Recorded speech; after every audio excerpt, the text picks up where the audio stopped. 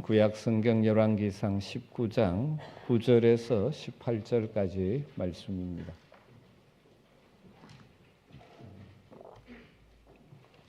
열왕기상 19장 9절에서 18절까지를 한 절씩 교독하도록 하겠습니다. 엘리야가 그곳 굴에 들어가 거기 머물렀더니 여호와의 말씀이 그에게 임하여 이르시되 엘리야야 내가 어찌하여 여기 있느냐.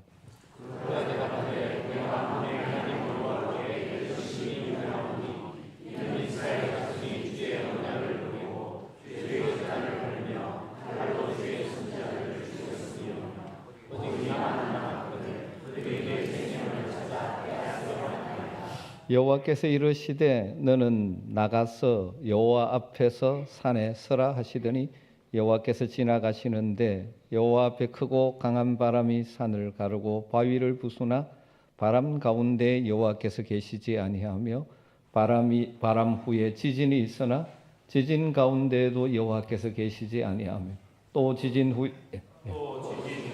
불이 있으나 불 가운데에도 여호와께서 계시지 아니하니 불 위에 세미한 소리가 있는지라. 엘리야가 듣고 겉옷으로 얼굴을 가리고 나가 굴 어귀에 서매 소리가 그에게 임하여 이르되 엘리야야 내가 어찌하여 여기 있느냐. 그가 대답하되 내가 아무리 하나님 여호와께 열심히 유별하오니 이는 이스라엘 자손이 주의 언약을 버리고 주의 제단을 밟으며 칼로 주의 선지자들을 죽였으며 오직 나만 남았거늘 그들이 생명을 찾아 빼앗으려 하나이다. 여호와께서 그에게 이르시되 너는 내 길을 돌이켜 광야를 통하여 다메섹에 가서 이르거든 하사엘에게 기름을 부어 아람의 왕이 되게 하고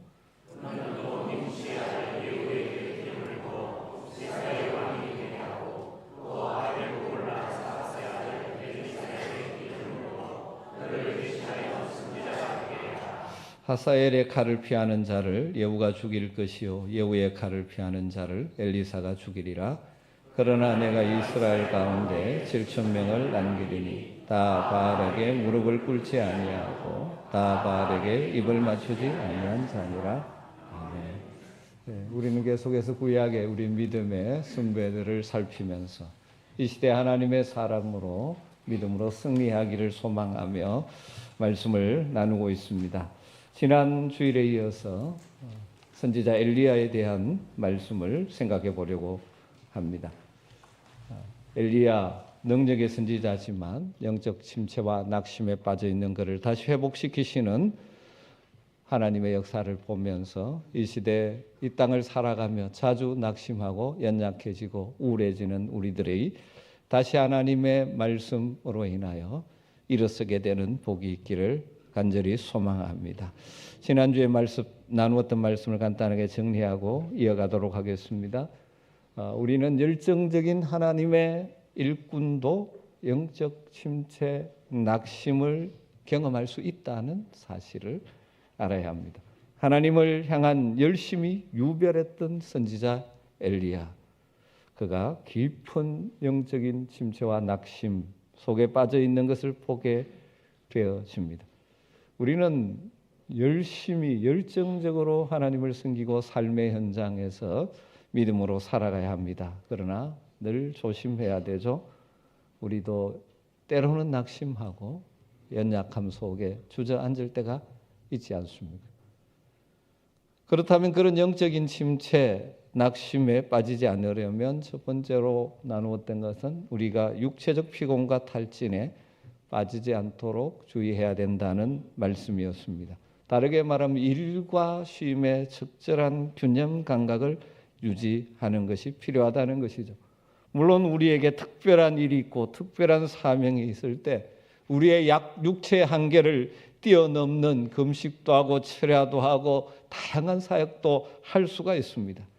그러나 하나님은 그의 백성인 우리가 늘 기적으로 사는 것을 원하지 않으십니다. 하나님의 일반 창조 질서를 따라 살아가야 하는 것이죠. 특별한 경우는 하나님께서 특별한 능력으로 역사하기도 하지만 보편적인 삶에서는 창조의 질서를 따라 살아가는 것이죠. 그래서 하나님께서는 열심히 일함과 동시에 안식일 제도를 통하여 쉼을 누리라고 말씀하시는 것이죠. 또 영적인 침체와 낙심에 빠지지 않기 위해서는 우리는 우리가 자기중심적인 생각을 벗어버려야 한다고 말씀드렸습니다. 엘리야의 경우는 갈멜산에 불이 내리고 바알 아세라 선지자들을 죽였을 때 이제는 아합이 회개하고 백성들이 돌아와 하나님을 섬기는 나라가 되리라고 기대했던 것 같습니다. 그러나 엘리야의 기대대로 일은 이루어지지 않죠. 이스라엘이 회개하고 돌아오는 것도 아니고 아합과 이세벨이 돌아오는 것도 아니라 더 악하게 그를 죽이겠다고 나서는 것이죠. 자기가 생각하기에는 위대한 일을 했는데 결과 아무것도 바뀌지 않는 것이죠. 아무리 노력하고 기도해도 변화가 없기 때문에 낙심하기 쉬운 것이 인생이죠. 엘리야의 기도대로 되지 않았지만 마찬가지입니다. 때로는 우리가 기도하고 하지만 우리의 기대대로 되지 않을 때 여러분 낙심하기 쉽지만 기억하십시오. 하나님은 엘리야의 기대대로 일하시는 것이 아니라 하나님의 방법으로 일해 가셨습니다. 그렇기 때문에 우리에게 필요한 것은 어떤 상황 속에서도 하나님을 신뢰하고 자신에게 주어진 사역과 믿음의 길을 걸어가는 것이죠. 오늘 이어서 우리가 영적 침체나 낙심에 빠지지 않고 능력 있는 하나님의 백성답게 살려면 우리는 상황 중심적인 판단을 하지 말아야 합니다. 엘리야가 영적 침체와 낙심에 빠져 주저앉게 된 또 다른 이유를 찾아본다면 그는 상황만을 바라보고 판단했기 때문이라고 할 수 있습니다. 3절을 보면 지난주에 읽어서 오늘 읽지 않았지만 3절을 보면 이렇게 되어 있습니다. 그가 이 형편을 보고 엘리야가 본 것이 뭡니까? 형편을 봤습니다. 그래서 일어나 자기 생명을 위하여 도망했다라고 말합니다. 자기가 기대했던 변화는 일어나지 않고 오히려 이세벨이 자기를 죽이겠다고 하는 그 상황, 그 형편을 바라보고 낙심한 것이죠. 아합이 전혀 변하지 않았습니다. 불이 내리고 놀라운 역사가 일어났는데도 변하지 않았습니다. 아합이 변하지 않았던 이유를 1절에 아합이 한 말을 해서 우리는 찾아볼 수 있는 것 같습니다. 19장 1절에 아합이 엘리야가 행한 모든 일과 그가 어떻게 모든 선지자를 칼로 죽였는지를 이세벨에게 말하니 아합 왕이 돌아와서 이세벨에게 쉽게 말하면 보고하는 것입니다. 그런데 뭐라고 말합니까? 엘리야가 했다. 하나님이 했다. 다르게 말하면 그 일을 엘리야가 한 일로 보고 하나님이 하셨다는 것을 생각하지 않는 것이죠. 다르게 말하면 그 사건을 경험해도 그 놀라운 일을 봤음에도 불구하고 시각 자체가 근본적으로 변하지 않는 것이죠. 그러니 아합과 이세벨이 하나님 앞에 회개하기는커녕 오히려 엘리야를 죽이겠다고 하는 것입니다. 이 형편을 보고 엘리야는 낙심하고 절망하여 도망하는 것이죠. 지금까지 앞에서 엘리야 선지자의 모습은 그 현실과 그 형편만을 보고 때로는 기뻐하거나 낭망하거나 그런 사람이 아니었습니다. 죽어가는 아이도 하나님이 역사하시면 살아날 수 있다는 확신을 가지고 기도했던 기도의 사람입니다. 하나님이 함께 하시면 내리던 비도 그치고 오지 않던 비도 올 수 있음을 아는 확신을 가지고 기도했던 사람이죠. 다르게 말하면 눈에 보이는 형편, 현실만 보고 판단한 사람이 아니라 그 현실을 넘어 살아 역사하고 계시는 하나님을 바라보며 살았던, 환경을 이기며 살았던 사람이었습니다. 그랬던 그가 지금 이 상황에서는 하나님을 바라보는 믿음의 시선이 무너져 버린 것이죠. 닥쳐진 현실만을 보는 것이죠. 여러분, 우리도 그럴 때가 있지 않습니까? 하나님을 바라보는 믿음의 눈이 밝을 떠 있을 때는 어려워도 하나님께서 일하실 것을 기대하기에 우리는 낙심하지 않고 가는데 어느 순간 이 무너져 버리면 눈앞에 현실만이 보여지고 거기에 근거해서 생각하고 판단할 때 우리는 낙심하고 주저앉을 수 있죠. 그럼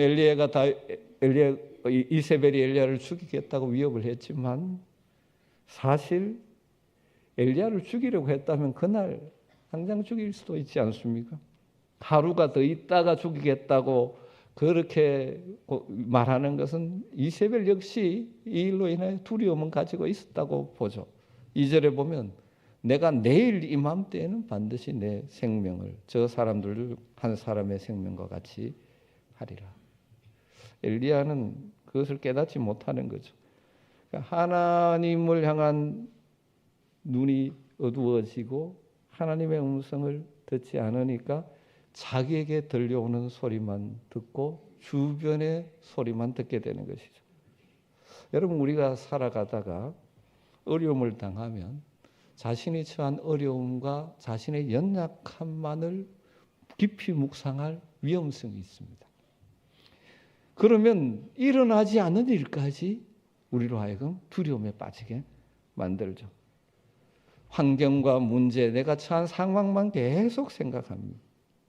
그것만 보다가는 우리는 낙심하거나 절망하기가 쉬운 것이죠. 가데아에서 가나안 땅을 앞에 두고 있는 이스라엘 백성들이 바로 그렇지 않습니까? 10명의 정탐꾼들이 돌아와서 그 땅이 참 좋고 젖과 꿀이 흐르는 땅이지만 그 땅 사람들에 비하면 우리는 메뚜기와 같다라고 말하며 우리는 할 수 없다라고 할 때 그들의 절망적인 보고에 낙담하죠. 그리고 분노합니다.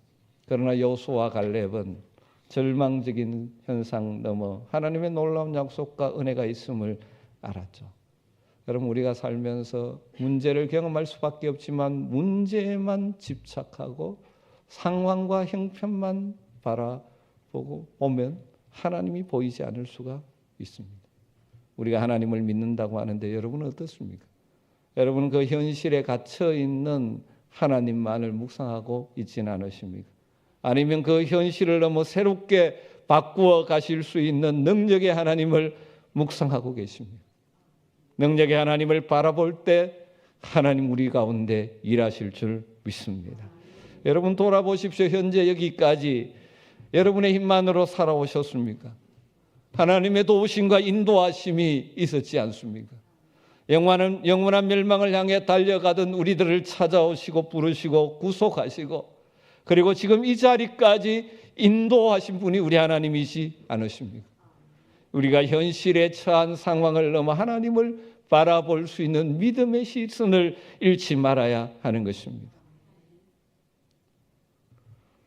그러기 위해서 우리는 우리의 처한 형편만을 보는 것이 아니라 그 너머 역사하실 하나님을 바라보는 영적인 눈이 흐려지지 않게 되기를 기도하시기를 주님으로 축원합니다.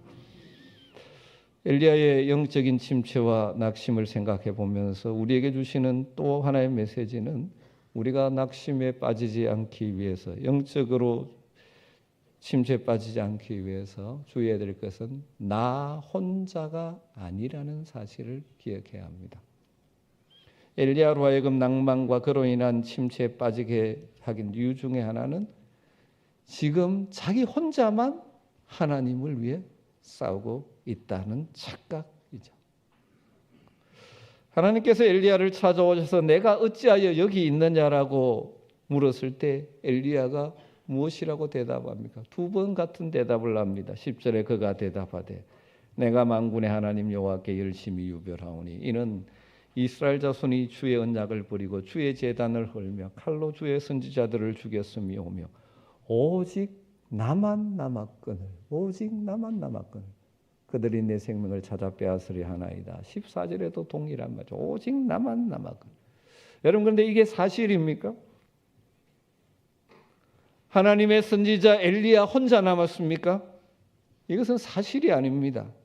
엘리야가 그렇게 생각하는 것이죠. 그렇게 느끼는 것이죠. 여러분, 우리가 생각하고 느끼는 것이 항상 맞는 것 아닐 때가 많습니다.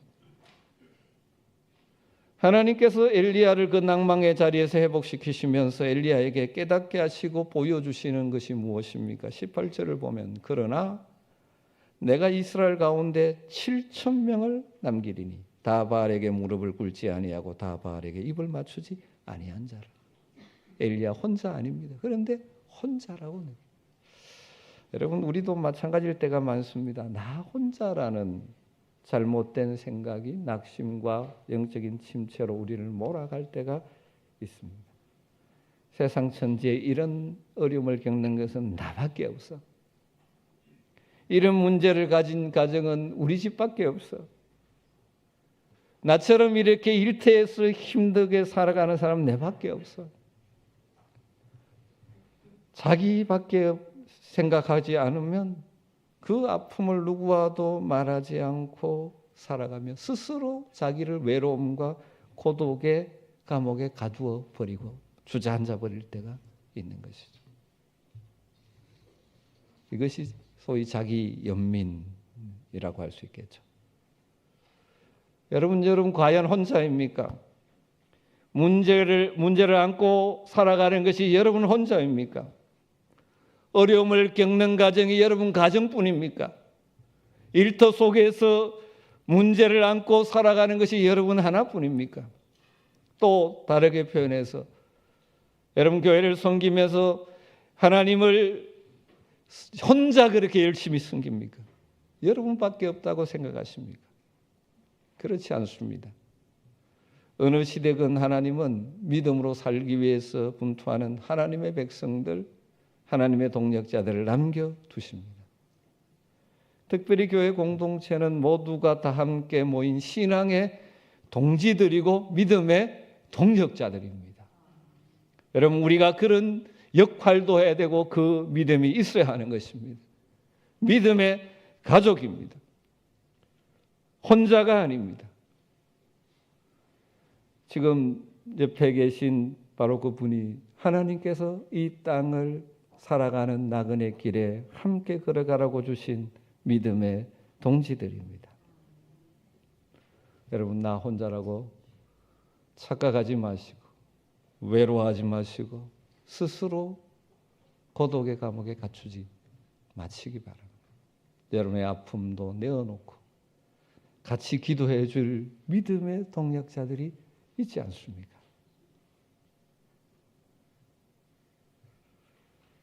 뿐만 아니라 우리에게는 놀라운 없는 자가 계신다는 사실을 다시 우리는 생각하고 기억해야 합니다. 항상 우리 곁에 계셔서 떠나지 않고 우리를 붙드시는 분이 있습니다. 그런 일은 없겠지만 세상 모든 사람이 나를 버린다 해도 언제나 내 곁에서 나를 붙들어 주시는 분이 계시지 않습니까? 보혜사 성령님께서 우리와 항상 함께 계십니다. 때로는 우리가 어떻게 기도할 바도 몰라 주저앉아 있을 때조차도 우리의 상황을 안타까워하시며 말할 수 없는 탄식 가운데 우리를 위하여 기도하고 계시는 분이 보혜사 성령이라고 성경은 말씀하고 있지 않습니까? 여러분, 우리는 혼자가 아닙니다. 늘 우리와 함께 하시는 주의 성령이, 보혜사 성령이 함께 하시는 줄 믿습니다. 그래서 우리의 믿음의 선배들은 이렇게 찬송하기도 했죠. 이 세상의 친구들 나를 버려도 나를 사랑하느니 예수뿐일세.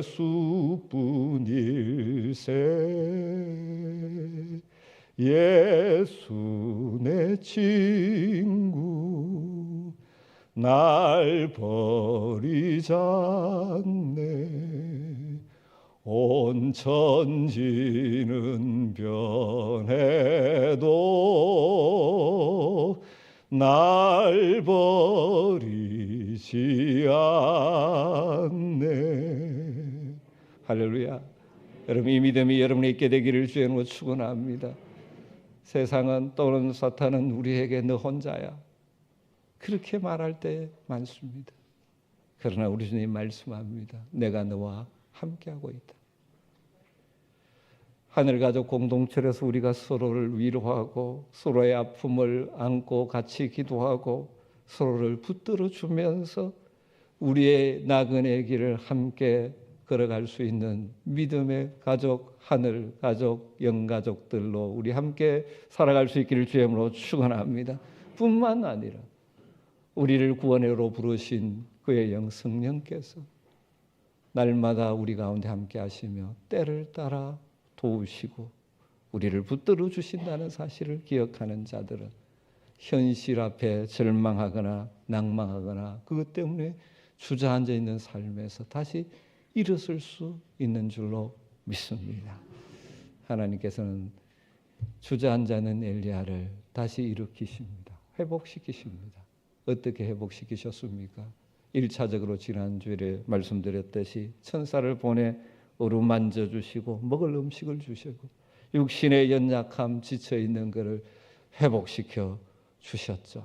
이것에서 시작합니다. 그리고 하나님은 호렙산으로 하나님의 산으로 그를 인도하십니다. 호렙산에 온 엘리야는 여전히 어떻게 하고 있습니까? 동굴에 들어가 주저앉아 있습니다. 그때 하나님 또 찾아오셨습니다. 찾아오셔서 엘리야에게 이렇게 물으시죠. 엘리야야, 내가 어찌하여 여기 있느냐? 엘리야야, 내가 어찌하여 여기 있느냐? 두 번이나 엘리야에게 이렇게 물으시는 것이죠. 엘리야야, 내가 어찌하여 여기 있느냐? 이 말의 의미가 무엇일까요? 이 자리는 네가 있어야 될 자리가 아니지 않느냐? 왜 낙심하고 있느냐? 왜 좌절하고 앉아 있느냐? 절망의 자리, 낙심의 자리, 좌절의 자리, 하나님의 선지자인 엘리야가 있어야 될 자리가 아니라고 말씀하시는 것이죠. 사랑하는 성도 여러분, 이 시대 하나님의 자녀인 우리에게도 마찬가지지 않습니까? 이 시간 성령께서 저와 여러분에게 이렇게 말씀하시는 것 아닙니까? 어떤 일이 있어도 낙심의 자리, 그곳은 하나님의 자녀인 우리가 있어야 될 자리가 아니다. 어떤 상황을 만나도 좌절의 자리, 그곳은 하나님의 백성인 우리가 있어야 될 자리가 아니라고 말씀하시는 것 아닙니까? 이런 예화가 있습니다. 어느 날 마귀가 사람들을 유혹해서 넘어뜨리는 일에 실컷 자기가 써먹은 낡은 도구들, 오래된 도구들을 몇 가지 내놓고 마귀 대장이 쫄개들한테 경매를 붙인다 합니다. 쭉 진열, 사람들을 무너뜨리는 도구로 진열해 놓은 거 보니까 정오, 질투, 거짓말, 교만, 뭐 이런 도구들 쫙 있습니다. 그런데 그 가운데 제일 값이 높게 매겨진 물건이 하나가 있었습니다. 그게 뭔지 아십니까? 절망입니다. 그래서 물었답니다. 이 낡은 무기가 왜 이렇게 비싼 값에 매겨져 있습니까? 그럴 때 그렇게 마귀가 말했답니다. 이 절망은 가장 오래도록 가장 많은 사람을 흐트린 가장 효과적인 무기이기 때문이라고. 우리는 혹시라도 이 가운데 이 절망의 화살을 맞고 힘들어하고 있는 분은 혹시 없으십니까? 절망의 화살을 맞고 비틀거리고 있는 엘리야를 하나님 찾아오셔서 다시 붙들어 일으키십니다. 11절 말씀을 보십시오. 너는 나가서 여호와의 앞에서 산에 서라. 낙심의 동굴에 주저앉아 있어서는 안 된다. 일어나라, 나가라고 말씀하십니다. 그리고 어디에 서라고요? 하나님 앞에 서라고 말씀하십니다. 사랑하는 성도 여러분, 살다 보면 어려움이 다가올 때 우리는 자주 스스로 절망의 동굴한테 자기를 가두고 거기에 주저앉아 있을 때 종종 그렇지 않습니까? 아예 방문 닫고 커튼 쳐놓고 거기 앉아요. 여러분, 그 자리에서 나오셔야 하는 것입니다. 그리고 하나님 앞에 서야 하는 것입니다. 하나님 앞에 섰을 때 세찬 바람이 불어옵니다. 산을 가르고 바위를 부술 만큼 강한 바람이었습니다. 엘리야는 이 강한 바람 속에 하나님이 계실 것이라고 생각했던 것 같습니다. 그런데 그렇지 않았죠. 세상의 온갖 죄악들, 그 당시 아합과 이세벨로 그 대변되는 악으로 가득한 그 세상을 한 번에 날려버릴 하나님의 심판의 역사를 기대했을지 모르죠. 그런데 엘리야의 기대와 다르게 하나님은 그 강풍 속에 계시지 않으셨습니다. 이번에는 큰 지진이 일어났습니다. 아마 엘리야는 그 옛날 모세와 아론을 대적하던 고라 일당들이 땅이 갈라져, 지진으로 땅이 갈라져 거기에 묻혀버린, 그래서 죄악된 무리를 단숨에 심판하셨던 하나님의 역사를 기대했을지 모릅니다. 그러나 엘리야의 생각과 다르게 하나님은 그 지진 가운데도 계시지 않으셨습니다. 그 위에 큰 불이 일어났습니다. 엘리야는 갈멜산에서 하나님이 권능으로 나타나셨던 사건을 직접 보았죠. 하늘에서 불이 내려 제단을 사는 것처럼 불을 내려 저 악한 무리들, 대적들을 심판했으면 좋겠다라고 생각하는 것이 엘리야의 심정이었을 것입니다. 그런데 이번에도 하나님은 그 불 속에 계시지 않으셨습니다. 이것을 통해 하나님은 그렇게 일하지 않으신다라고 지금 엘리야에게 보여주시는 것이죠. 바람과 지진과 불이 지나간 후에 엘리야는 들릴 듯 말 듯한 세미한 소리를 듣습니다. 그 세미한 소리, 그 소리 가운데 하나님이 계셨습니다. 엘리야의 기대와는 완전히 달랐지만 하나님은 세미한 소리로 찾아오셔서 엘리야를 만지신 것이죠. 우리도 종종 엘리야처럼 상상하고 기대하기가 있습니다. 나를 힘들게 하고 어렵게 하는 사람들이나 그런 환경들, 하나님 단번에 불, 바람, 지진 같은 강력한 능력으로 없애버리고 묻어버리기를 기대하지만 하나님은 그렇게 하지 않고 세미한 음성으로 찾아오셔서 우리를 만지시고 우리의 생각을 바꾸시고 우리를 다시 일으켜 세우시는 하나님이십니다.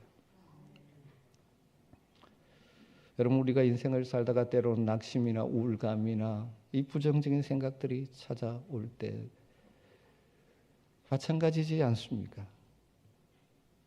왜 우리가 낙심합니까?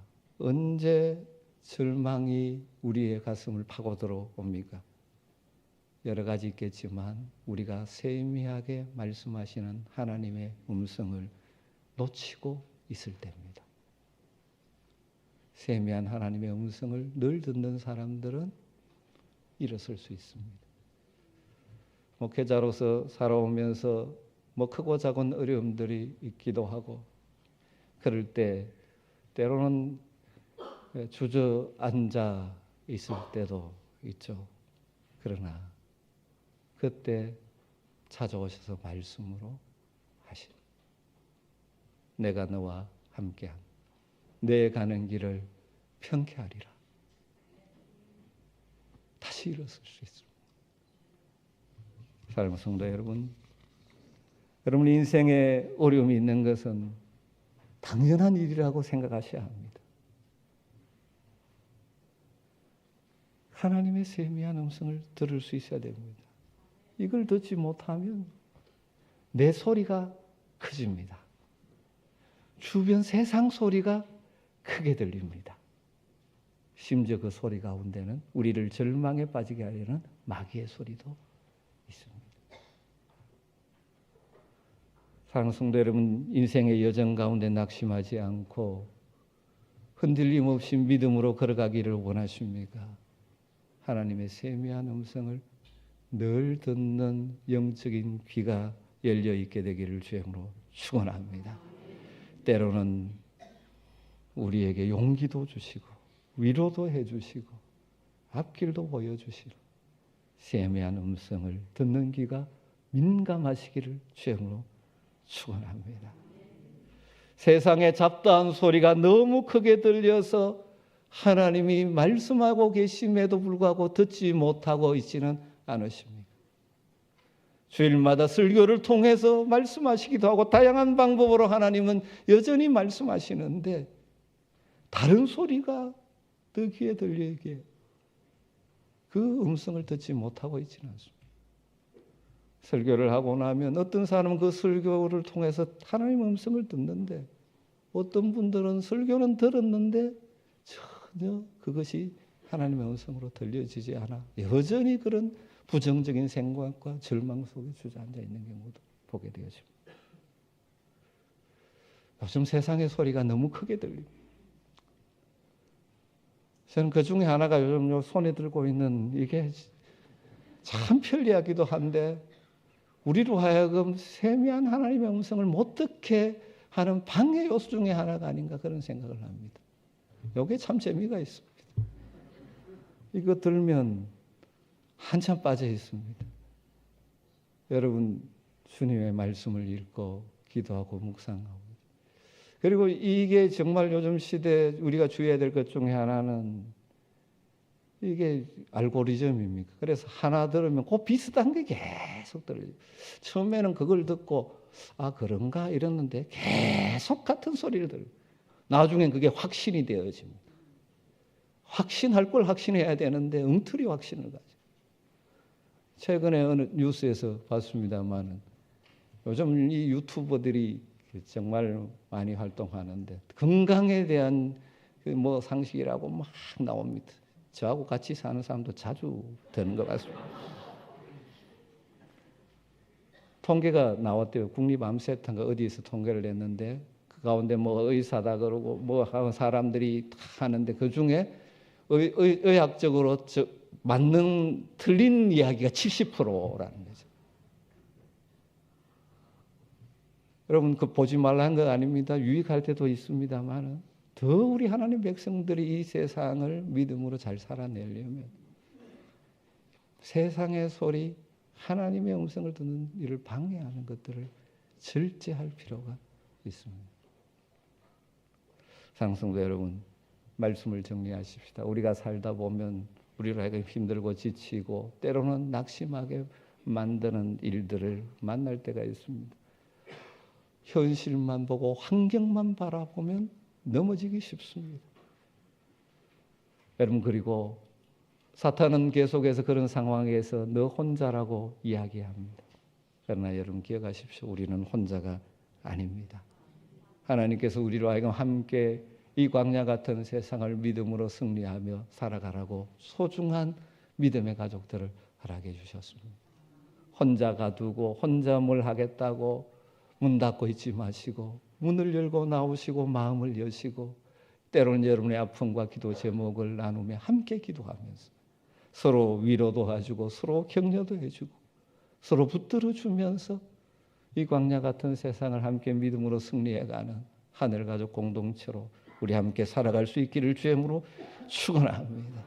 또 더 중요한 것은 우리의 영적인 귀를 열어서 하나님의 세미한 음성을 들으며 살아가야 하는 것이죠.